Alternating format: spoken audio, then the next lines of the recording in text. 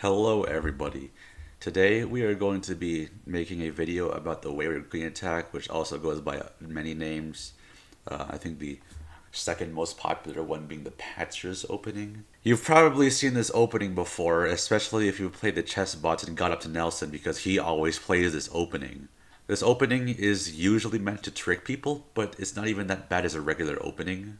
I'll turn on the engine so it helps you find moves and stuff, but if you've never seen the Wayward queen attack before, it's when you go e4, e5, and queen h5, and there's two threats.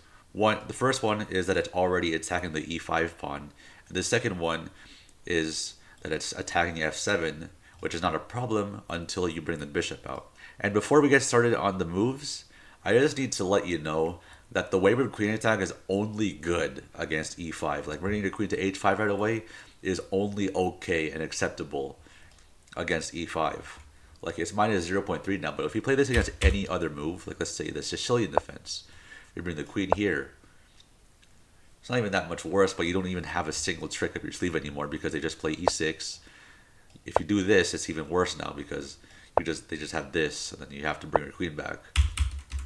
If you do this against a Scandinavian defense, it's much worse because now you get forked. Actually, it's the knight's hitting the pawn, knight's hitting the queen. The queen has to move away, but the pawn is lost anyway because the pawn is protected by the knight, and you are going to lose the pawn against the French, which it literally doesn't even do anything against the French because like the bishop will not do anything here, or the Caro Khan. Again, nothing happens because there's no threat. If the queen cannot make any threats along this rank, then knight f6 is easily playable. The queen has to move, and this opening just sucks. If the e-pawn does not go to e5, then there will be e6 ideas, which will block the bishop and make it completely useless. Playing the queen h5 against g6 and knight f6 is very self-explanatory. You lose your queen, so don't do this. Funny enough, same thing against h5. I mean, you just lose your queen like this. So queen h5 on move 2 is only okay, and it's not even that good against e5. And now there are a few different moves here, but let's go over the obvious traps first. When you play the Wayward queen attack, there's like three mistakes people usually make. The first one is g6. This is very bad because you take the pawn. Look at the engine. It's plus 5.5 for white. Huge advantage. Regardless of what you block with, you take the rook. Like, maybe the queen is the best to block with because they have to take the rook, but you can also counterattack as a black a little bit. But you're still down a rook as a black, and there's not really a way to actually trap the queen. It's really hard to trap this queen. But what's even worse is when they play the correct move, knight c6, you go bishop c4, and they think they can chase your queen away, but that's checkmate. If you've played against Nelson and you are new to chess, that this has happened to you probably. This is very frustrating to have happen, but it does teach you a very important lesson. Make sure your f7 square is okay because that's the weakest square. Your king is the only piece protecting the square, and it will likely be the only piece protecting the square for quite a bit of time. You need to move your bishop out of the way and then castle. Or maybe you want to play d6 and bishop to e6, but that might allow a trade here and have doubled f pawns, but maybe doubled e pawns. But that's okay because I mean your rook gets an open file after castling, so that might be like tolerable.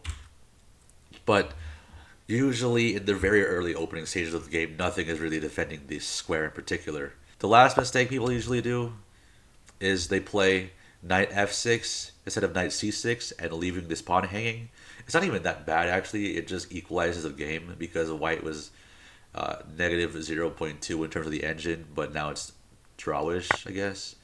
In fact, now the engine still hates white by a little bit. But this is called the kitty counter gambit. I don't think people play this like that often, but there's not really a point to this. I mean, yes, you gain a few extra tempo, but you already gain that anyway because they play queen to h5, and in later lines you'll see the queen get chased away over and over again. This is something that people only play as a troll, but if your opponent plays king e7, that's checkmate. So yeah, keep that in mind. But on to the serious moves. There are quite a few moves. Let's look at the worst ones first, and let's slowly make our way. So Queen E7 is one of the worst, like, real responses to me, in my opinion. Yes, it completely guards the F7 square. There will be no more threats, even if you play something like this. This F7 square is 100% guarded, but this queen blocks the bishop in, so it can't develop unless it moves. Or you play G6, and then you get the bishop out here.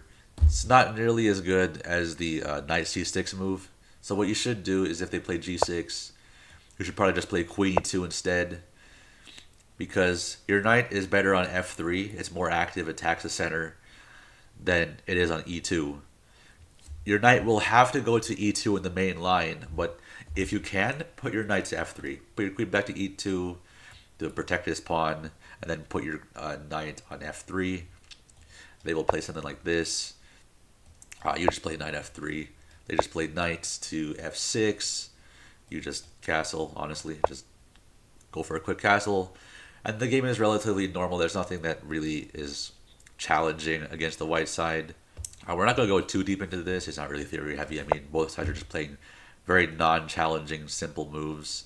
If they move the rook to E8, you can go for something like this, like knight G5, because even the F7 square is weak even after you've castled sometimes. So I should recommend just move the rook back even after it moved. It's just wasting a bunch of rook moves for some reason. That's funny.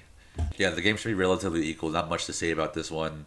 But I'll take this time to talk about some of the ideas that you can have. So some of the ideas, especially if the queen happens to be on an F3, is to bring the knight to C3 and then jump over here to attack this knight, especially if it's pinned by the bishop. You also have D3 and D4. The edge recommends D4 to like really break the center in this case. But the point of both of those moves is to pin this knight, if this knight isn't here, to the queen, and this can win pieces sometimes. So be very careful about that. And then there's A5 to prevent any A pawn pushes and to keep your bishop on this diagonal, because it is really, really strong on this diagonal. There's not much to say about this. I mean, Queen E7 is not really a challenging move in blocking your bishop. I mean, you can relieve that bishop issue by playing G6, but it's still not nearly as good as the main moves. So the other move, which I would actually prefer over Queen to E7, is Queen F6. This is a little bit better because it actually is very aggressive. A lot of people will try to counter Scholar's Mate you actually, which is very funny. So if you do this, the engine recommends it too. Oh my god. They play Bishop C5, trying to do the exact same thing, trying to like do karma stuff, but you just block here. So yeah, if they ever play G6 or something, just take it. But make sure your queen doesn't get trapped, because the most recommended move not only develops the bishop to do things like this, but it also threatens G6 immediately, because now this is not takeable. You also have Knight C6 as a counter threat against this move, which could be very annoying to people who play Queen F6. This knight here could go to D5 to attack the queen. Same thing on E7 actually. I forgot to mention that earlier when I talked about the Queen E7 maneuver. But if possible, try to attack the queen here. It also attacks this square, which is very annoying because if there's nothing protecting this square, that's a fork. So yeah, that's not good. So what they'll probably try to do is just chase your queen away. Don't do that. Just make sure to watch out for this bishop, because this bishop can see a lot of things. Try to get your queen out of the way as soon as possible. You should have played this opening if you're uncomfortable with that. And now for the two better moves. I don't want to go in too deep into this because I've been kind of yapping a lot, but the second best move I think is D6. The reason I think this is the second best move is because they might be a King's Indian player and they're playing D6 to get that annoying ass setup. So, like, no matter what you do, they're going to do this. They're going to do this. Well, maybe Queen to E2 is better because you want your knight on F3. They might literally just spam the same moves. Although, yeah, maybe they shouldn't have done knight to D2 right away because you had the F7 attack. But they're going to play their standard King's Indian moves. And maybe there's some, like, weird variations in it. But They're just going to go for that setup like they always do because they're a King's Indian player and they're going to do that. Not the best moves because because you can challenge them, of course. Like d4.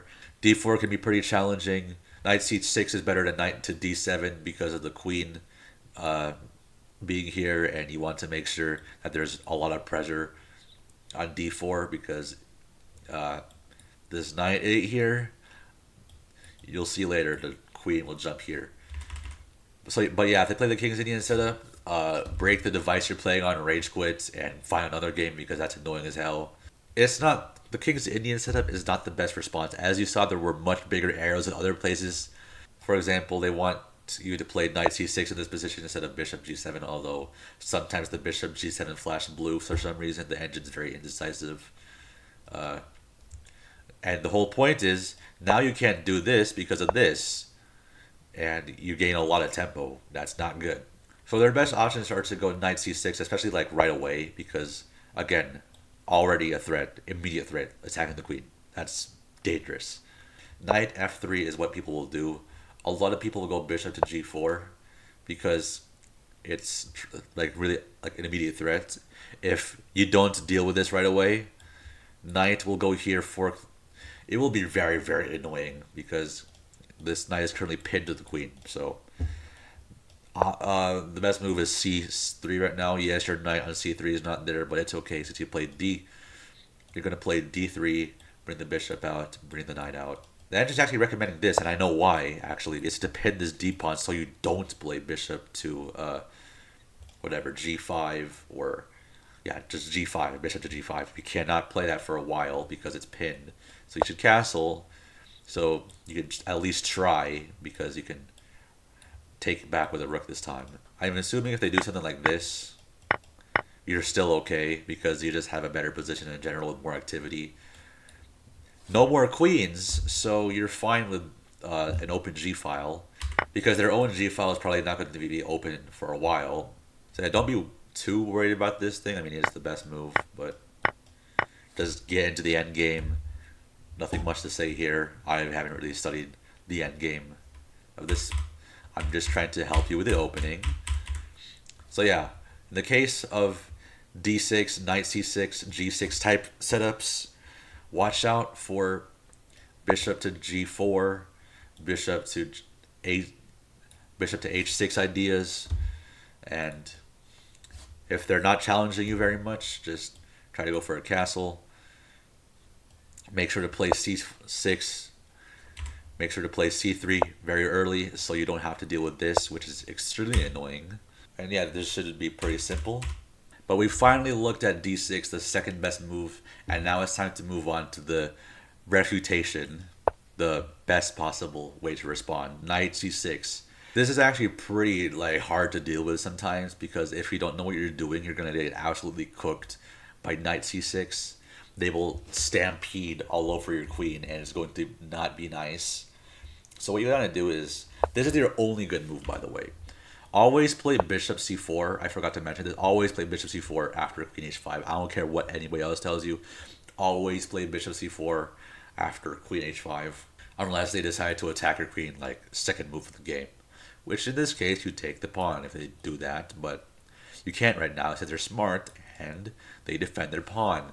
So this is the most logical move. It defends their pawn while developing their piece. I'm not a big fan of blocking the c-pawn, but in this case it's fine. What they're going to do is they're going to play g6 because that's a smart move. The engine is funny. It recommends the queen to go back to d1. But don't recommend that. It's a lot more challenging if you go queen to f3. And do not bring the queen to e2 this time. It's actually not good to bring it to e2. In fact, look at the eval. It goes to negative 0.6. That's bad. Here, it's negative 0.2. So, yeah, much better to bring it here. If the knight is not on c6 right away, and your queen gets chased away, you can play queen to e2 to bring your knight to f3. But since the knight on c6 is here, you need to create a counter threat right away, or else the knight will jump here and kill you. If the knight jumps here right now, it's checkmate. But they will have knight f6, and this is okay because the queen protects the knight. Do not take this knight ever, unless it's unprotected somehow. You should go knight to e2. I don't like c3 very much because it prevents the knight from going to c3 and doing tactics like this. In fact, the engine recommend to h6 because d3 is a very big idea and you want to bring your bishop here in order to pin the knight to the queen, but h6 prevents that. But if they don't play h6, you just do something simple like this. You play this, and it's possible, it's very, very possible that after a pin like this, they might be very careless and lose their entire knight.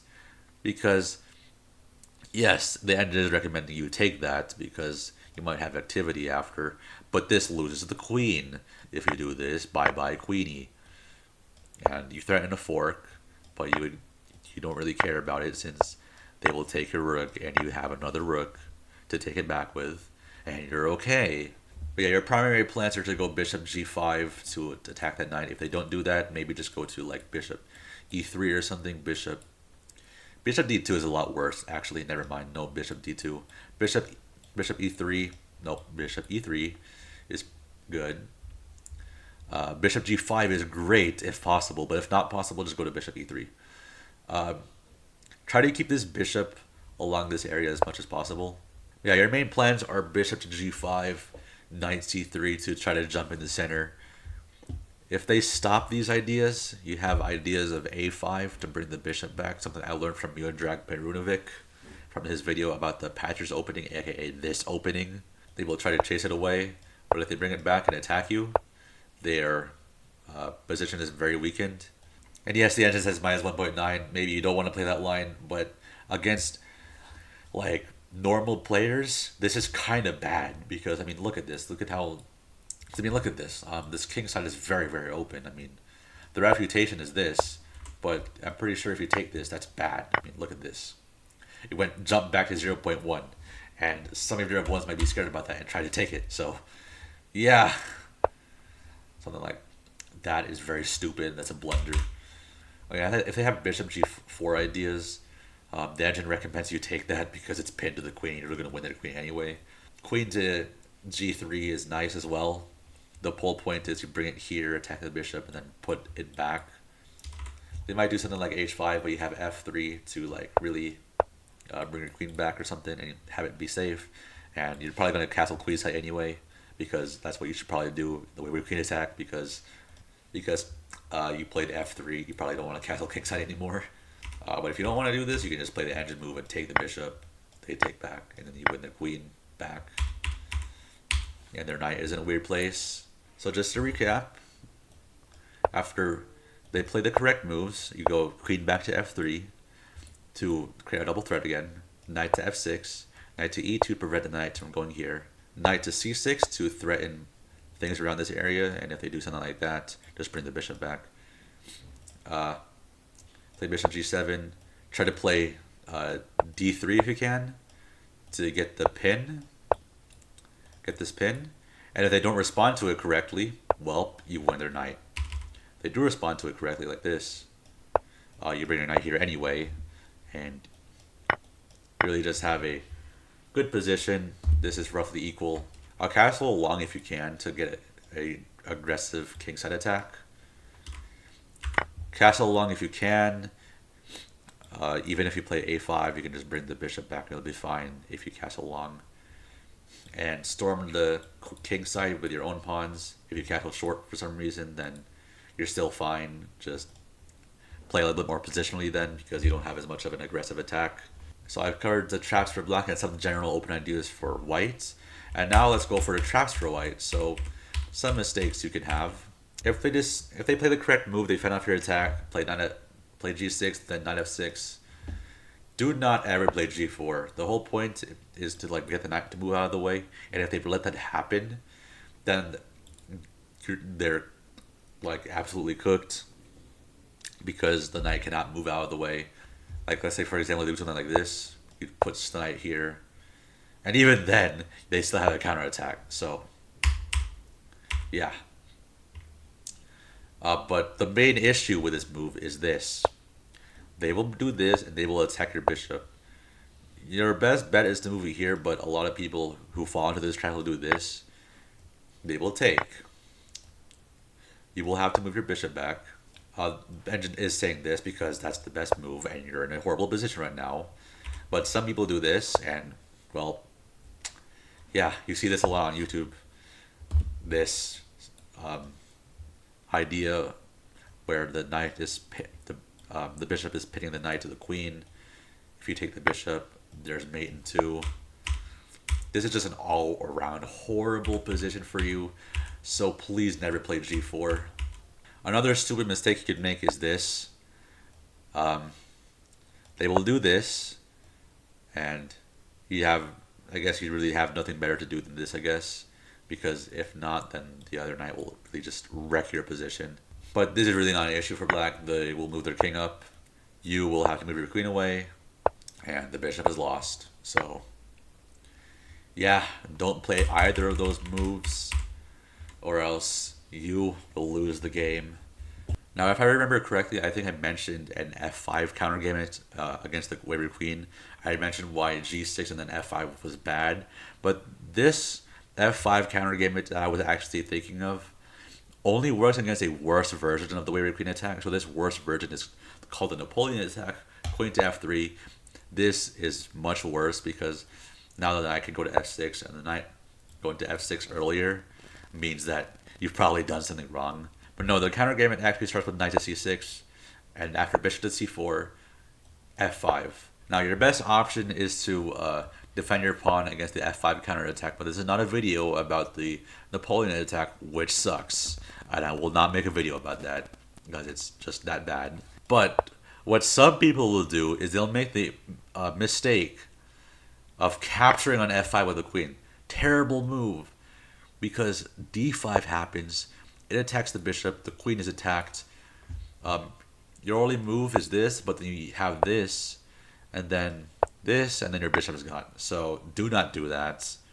That's very bad. Don't play queen f3 in general. This is a terrible. And yeah, that's it for the video. I think that's all the sidelines covered, the main line I think covered. Some ideas, mistakes that can happen on both sides, and plans for white side. There's already enough videos about how to fight off the Wayward queen attack, so I don't really have to do much for the black side because there's so many videos about what to do on the black side. So I think I'll just end the video here. Make sure to leave a like if you enjoyed the video, and subscribe if you want to see more chess content. Although I will try to mainly post like CSGO content, but I will try to occasionally post chess content. I was busy for the past few days, so this one came out a bit late, but I tried. And yeah, that's it. Thank you for watching, and I'll see you next time.